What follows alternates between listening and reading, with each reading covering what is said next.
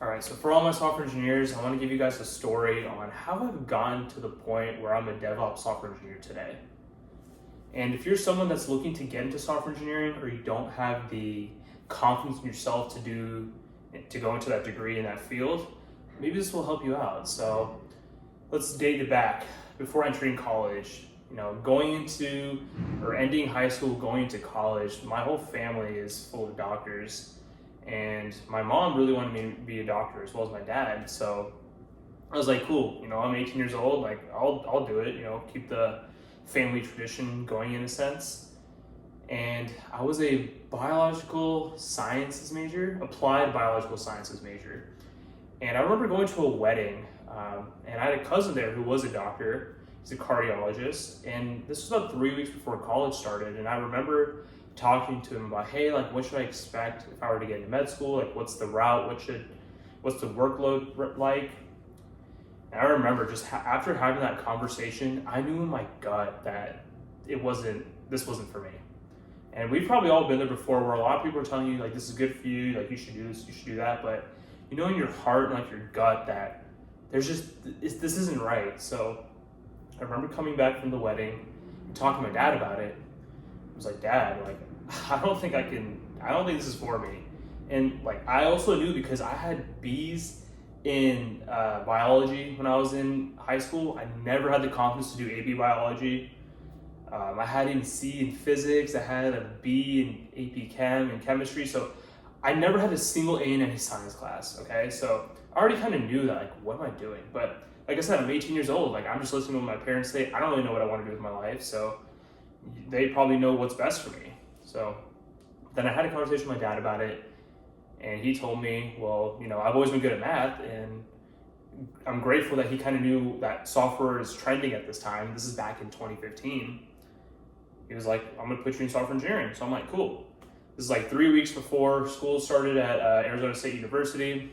I missed the E2 camp, which is like where all the engineers go, because it was way too last minute. The camp already happened by the time I had to switch my major, so that all happened. And then when school started, I've had zero coding experience prior to my freshman year in college. Zero, right? And a lot of kids took classes in high school, but I was super behind. And I remember I was in my first class was a Python course, and I didn't even know how to make a print statement for the first 4 weeks of class. Like, I was just confused on the concept. I can't even explain it to you now, because it's, if you're watching this, like, that's a very simple concept, but I didn't even know how to write it properly in Python, for that fact, right? So that was crazy. And luckily I made some school buddies who were a couple years older and a bit more mature than me, because I was definitely not mature at that age. So my focus was on like having fun and girls and just hanging out with my friends and playing basketball and things of that nature then. So I had friends that were a couple years older, and they were nice enough to like always help me out. And they would see some of the effort I put in too, which, I definitely put in the effort.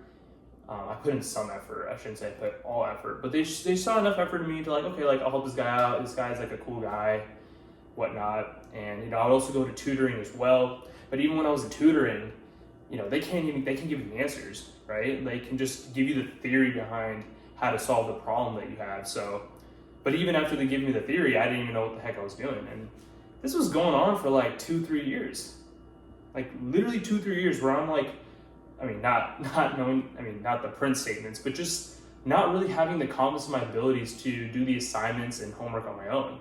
And granted, it's like, think about it, it's like at least 3 or 4 programs, software engineering courses, where there's assignments in all classes that are due like either every week or every other week. So you're like learning a concept and you're applying it within a week or two.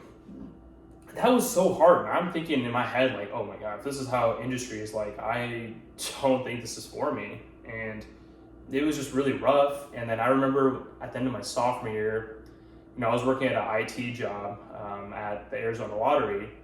And I was thinking, okay, maybe this could be good for me. But then my dad's like, no, because obviously if I was just in IT, may not pay as well. But cybersecurity specifically was a hot field. And to this day, it's still a hot field. But I remember taking a couple classes in that, but I didn't really fully dive into it, because I also didn't know if I was really passionate about that. And I also realized in my mind, like, okay, why am I switching tracks right now? Because I was still in the software engineering degree, but I'm trying to do cybersecurity now. But like, did I really give software engineering a chance? And that's when it started to click to me that I was like, okay, like I gotta up my game here and just up my work ethic, because I remember just trying to go on Chegg to do my assignments, not really learning the material. And part of it was because assignments were due and you want to get like good grades, right? But at the same time, I wasn't putting that extra effort to actually learn the material because I was always behind. Because like I said, I didn't code prior to college. So I was just way behind all the kids in my classes that were they love software engineering, and so they were doing this since they were like 13, 14 years old. So they have a big head start on me. But then I decided to keep going with it. And I remember even during this time period, I was so embarrassed and insecure about my coding abilities that I didn't even apply to internships because I was afraid of the embarrassment I get by getting rejected. If I even were to get an interview, you know what I mean? Like I'd go there in person and like I wouldn't know anything. So I didn't even apply, right? And all my friends are all my school friends had internships since their freshman year, and they're like, they're really progressing, and I'm kind of just, I'm slowly progressing, but like at a much slower rate. And then came around my senior year of college, or what was supposed to be my senior year, so like my fourth year of college, and there was a web applications course I took. And it was a hard professor. He was hard. He was a great professor, and looking back on it, he really prepared me well for where I am today. But his class was hard, man. He graded hard, and I failed. I failed the class. And this was in the fall of what was supposed to be my senior year. And that class was a prereq for a class I was supposed to take in the spring semester. So I was held back an entire year. And that was tough too, because I did have a scholarship for my first 4 years of college, so my tuition was less. My scholarship was not covered my fifth year, and it was tough for my family still at that time. And I, was able to help my dad out with being able to pay for that tuition. But I felt bad, right? Because I'm doing a whole another year of college and so much money and all these things. But the blessing that came out of it was that summer from my fourth year of college into my fifth year, I got an internship with State Farm. But the way I got the internship, right, sometimes in life you need some luck. My aunt, who worked for the main office of State Farm, which is in Bloomington, Illinois, just moved to Tempe or to Scottsdale because she got moved to this location. Or when I mean this location, I mean the location here in Arizona, maybe like 3 months prior to that summer, or a little bit prior to that, but whatever the case is, she put in a good word in for me because she knew the lady that gives out the interviews at State Farm, right? I forgot what the name of that person is, but she did that and got me the opportunity to get an interview, right, after I applied, because I remember I did apply to State Farm after my junior year because I was like, okay, like I have one more summer left, like I need to get an internship. But they didn't even, I didn't even get an interview, right? But I did that next summer because of my aunt, and I also had a school buddy that I got an interview with them as well. And his interview was the day prior to mine, and he told me everything that they were gonna ask, right? Like all the questions that he'd asked, I had all the answers to. So I was like more than prepared. So in life, there is a little bit of luck, right, that you have to have. And I was blessed for that. And then I got the internship. After I got the internship, everything just started skyrocketing for me in terms of just like overall confidence and just the ability to like the amount that I learned, because I was on a web applications team for my internship. And then I was with like 4 other interns. We were working on this big project. It felt really great because I've never worked on a side project when I was in school. Only thing I did was just, whatever the assignments were in school, that's all I did. But yeah, that internship helped a lot, and it made me realize, okay, maybe industry is a little bit easier than school. And if you're watching this, you're in school. School over prepares you as a software engineer. So if you can do that at a high level, you'll be more than prepared to work corporate. So that happened. My confidence, I felt my confidence rise. And then when I went back to my fifth year and I had to retake that web applications course, I got an A in that class, and that felt was one of the best feelings I had, honestly. And then also, I was interning with State Farm throughout the school year at that point, because they extended and offered me to intern throughout the school year. I was like, heck yeah, I'll do that. I stayed on that same team for that fall semester, and then spring semester I moved to a new team, and then I graduated my 5th year. But what I will say is, even though my confidence was rising, I still didn't feel fully ready to work in industry yet. So I did 5 years undergrad, and then the fall of my 5th year I applied for graduate school.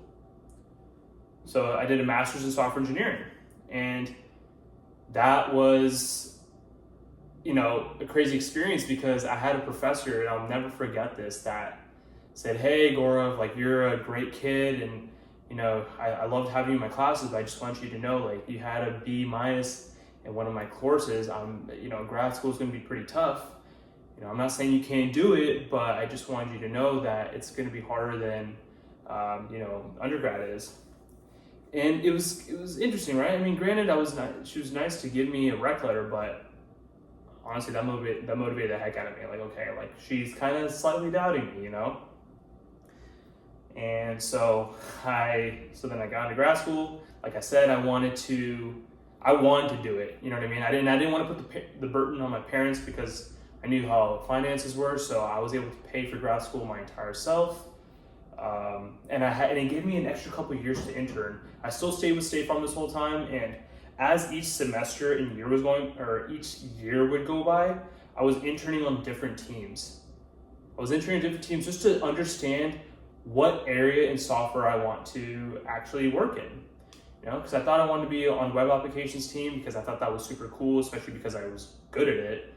But then eventually, as I was going through grad school, which, by the way, before I jumped too far ahead, when I was in grad school, I had started during COVID, and all of my buddies I made from school are gone at this point. So I had to figure out how to make new friends online, and I had a better ability at this point. My work ethic had definitely increased a lot more at this point in my life.